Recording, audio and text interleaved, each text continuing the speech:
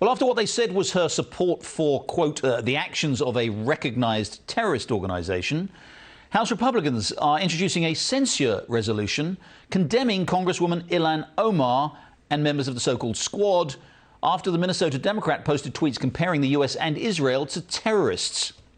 Here now, Jason Chaffetz, former House Oversight Committee chairman. He's also a Fox Business contributor. Jason, thanks for joining me. Thank you. So it isn't the first time that a member of the squad has said highly offensive things about the United States and Israel, is it? No, it's not. This is a regular occurrence because I think they really do believe it. Now, she's tried to walk those back, and Nancy Pelosi wants everybody to pretend that there's nothing there and we should all move on. But I think that has more to do with the fact that Nancy Pelosi only has a 4-seat majority. And you look at those 4 in the squad and you start to realize real quickly without those 4, she's no longer in power. And so, but they compared the United States of America, specifically the Congresswoman Omar, to the Taliban and to Hamas. And that is so offensive, particularly that she's on the Foreign Affairs Committee there in the House of Representatives, handpicked by Nancy Pelosi herself. And you say she kind of walked it back. You're absolutely right with the accent on kind of walked it back. It wasn't a complete retraction at all. And in fact, of course, what she did was then said that criticism of her was racist and Islamophobic. Yeah, and she also said that, oh, they're trying to, suppress her First Amendment rights as a woman of color there in the Democratic Congress. No, the content of what she said is fundamentally abhorrent, and it's derogatory to the United States of America, all of us, of all races, all colors, all creeds.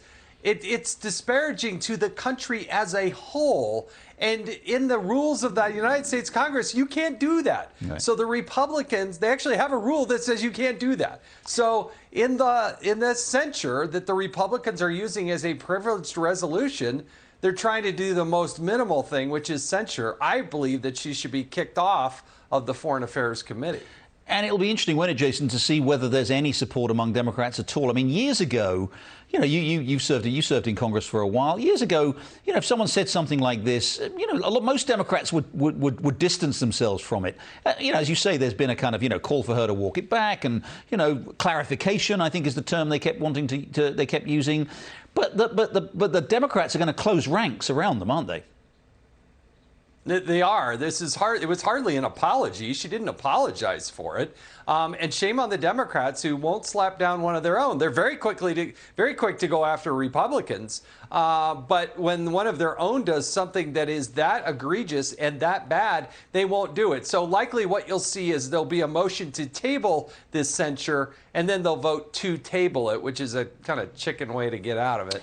And Jason, although it's again, some Democrats are saying, oh, this is an extreme. These are extremists. We don't we don't want to associate ourselves with remarks saying that we're comparing America to terrorist organizations.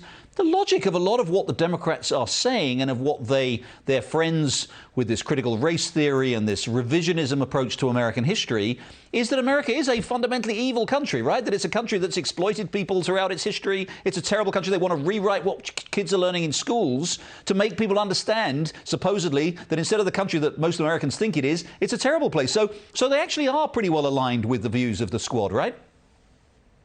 Yeah, and that's the problem. I mean, everything from, you're right, critical race theory to right on through. Why can't they just teach that the United States of America is the single greatest country on the face of the planet, that we provide more prosperity, more opportunity than all the rest of the world combined? And but they can't seem to do that. They seem to be there and using that position to disparage the country and try to compare us to the Taliban, for goodness sake.